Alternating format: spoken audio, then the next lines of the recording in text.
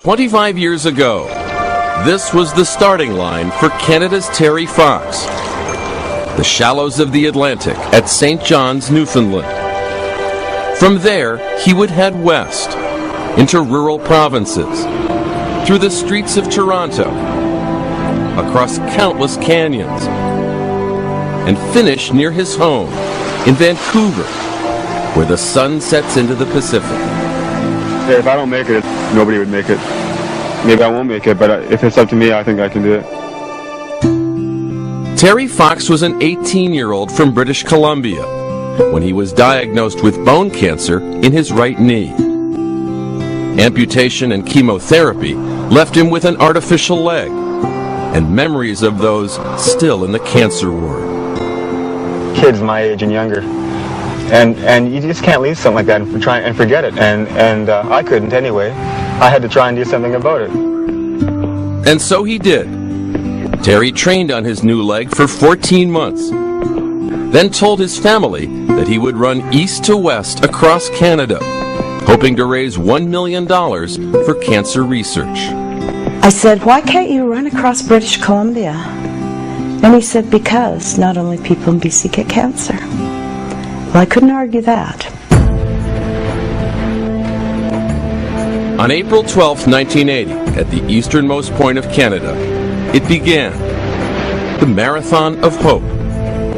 And Terry would do it by running 26 miles. A marathon every single day. It defies logic, really. Not only running a marathon. Who runs a marathon a day? Let alone who runs a marathon a day on an artificial leg? It didn't matter if it was snowing, pouring rain, 90-degree Fahrenheit heat. He had to do that marathon every day. With his best friend Doug Allward and brother Daryl following in a support van, 21-year-old Terry would rise at 4 a.m. to run 12 miles, rest, then do 14 miles in the afternoon, seeking donations across lonely expanses of highway. At first, few knew of him, and donations were spotty. Terry kept running. 2 months into the Marathon of Hope, Terry entered the province of Ontario and was invited to kick off a CFL game. We came up out of the arena, and I've been thinking to myself, wouldn't it be nice if people knew who he was? And as we walked towards the sidelines, the announcer started and said, ladies and gentlemen, that's as far as he got. And the place went crazy.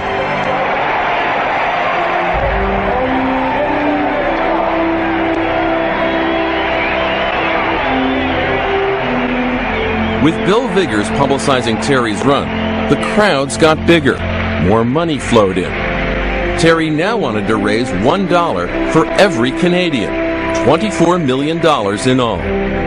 What resonated with Canadians about Terry was his honesty, his innocence, his determination. That's, I think, why people fell in love with Terry Fox. In Toronto, thousands cheered him. For Canadians, Terry had become an inspirational hero. But what inspired Terry were the children he was trying so hard to help. Children like Greg Scott. I'm crying now because there's somebody here right now who is going through the same thing that I went through. The exact same thing, and he's only 10 years old. And I had the most inspirational day of my life today. And so Terry gave himself an afternoon off from the Marathon of Hope to swim with Greg. It was just the 4th day off in 137 days on the road. Greg was a great boost to Terry at the time, because I don't think at the time Terry wasn't feeling very good. As he approached the city of Thunder Bay on September 1st, Terry Fox had run 3,339 miles, nearly the distance between Miami and Seattle. He was on this stretch of road, at this white marker, when he asked to be taken to the hospital. Thunder Bay was a surprise and shock, and we weren't expecting that. None of us were, including Terry. Doctors there examined Terry's lungs, then offered a diagnosis. The cancer had returned. He had a tumor the size of a lemon and a tumor the size of a golf ball on both sides of in both his lungs. And that's what he ran 26 miles with the day before and the day before and the day before. From a stretcher, Terry shared the news of his diagnosis. The cancer had spread, and now I've got cancer in my lungs. And we got to go home and try and do some more treatment. But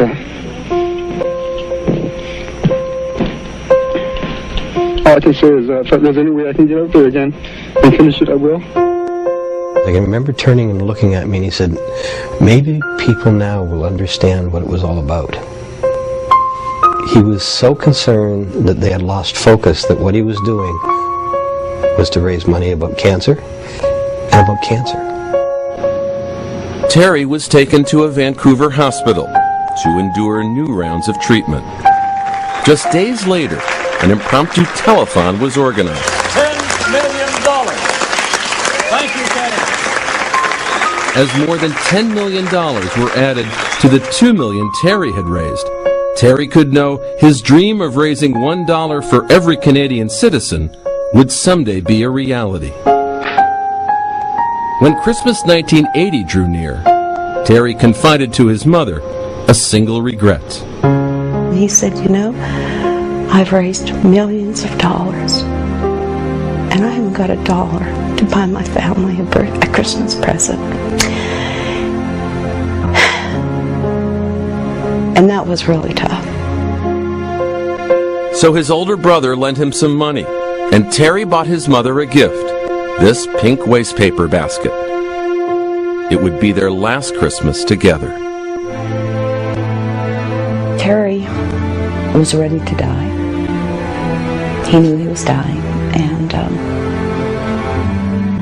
he knew he wasn't going to make it, and there wasn't any sense fighting anymore. Terry Fox died on June 28, 1981. He was 22 years old.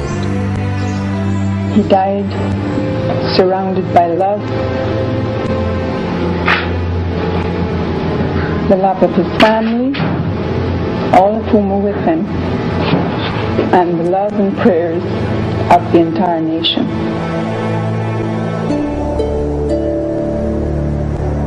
The entire nation of Canada has never forgotten Terry Fox. In Thunder Bay, this statue remembers Terry in full stride, head up, facing the west, running home.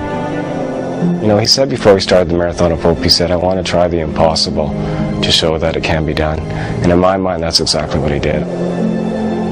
Terry even wrote in his journal, if I die, at least I'll die happy doing what I wanted to do in life. And I think he did that.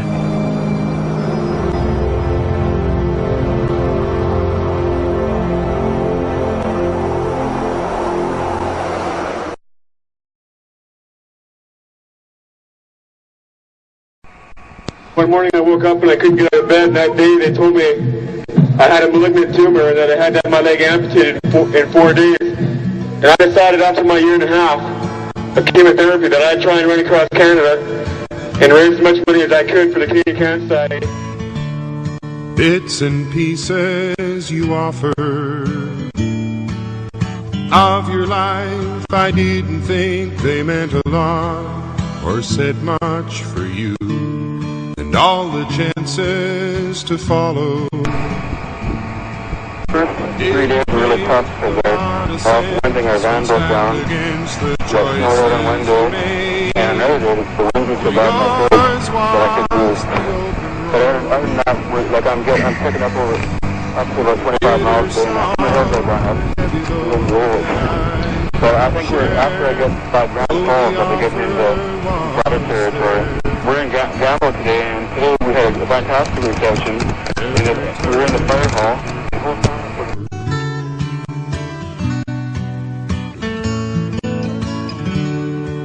Now it's not like you made out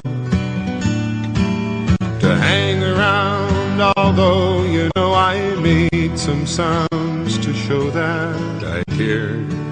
And when it looked like you heard the call, Today on the road in Prince Edward Island, I've been very sore and tired. I got some kidney problems that have developed under the skin and had to fix the leg, and I've been really sore today.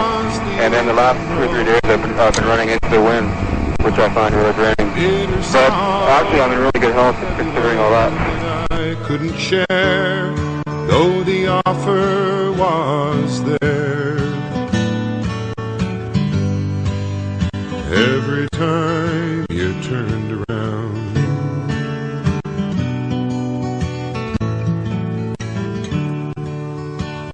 and if I had followed a little ways, because there are 25 million people who live in Canada. Each one of us, 25 million, can get cancer. None of us is immune. And each one of us has $1 to give. Each one of us. And more, most of us have more. Don't tell me that we can't raise $25 million to the public of Canada. Don't tell me that. See, I gotta set my goals high.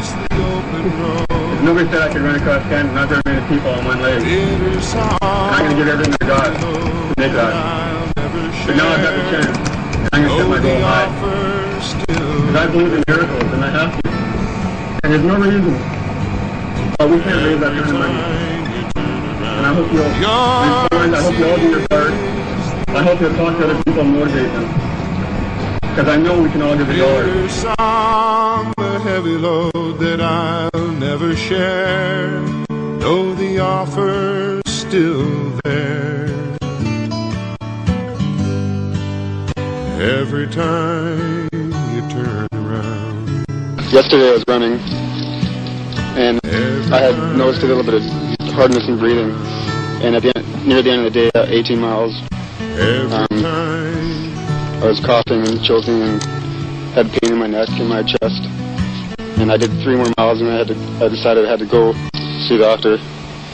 And it was discovered then that originally I had primary cancer in my knee 3.5 years ago. And that the cancer had spread, and now I've got cancer in my lungs. And we got to go home and try and do some more treatment. But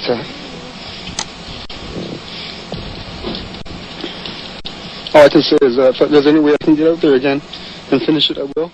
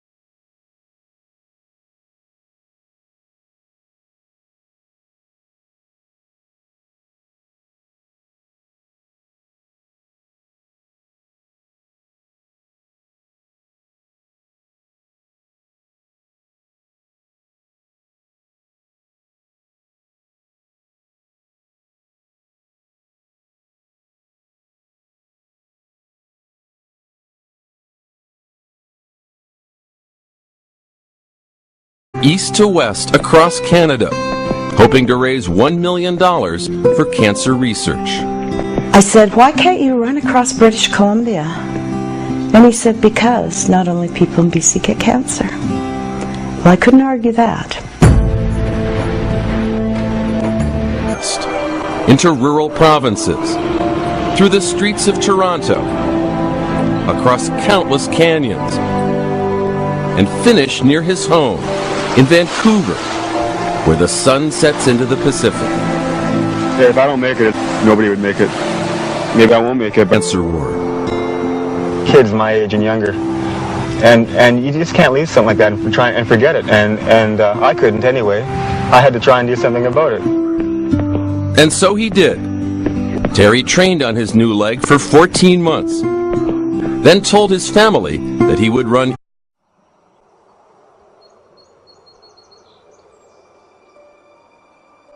25 years ago. This was the starting line for Canada's Terry Fox. The shallows of the Atlantic at St. John's, Newfoundland. From there, he would head west. If it's up to me, I think I can do it. Terry Fox was an 18-year-old from British Columbia when he was diagnosed with bone cancer in his right knee. Amputation and chemotherapy left him with an artificial leg, and memories of those still in the cancer.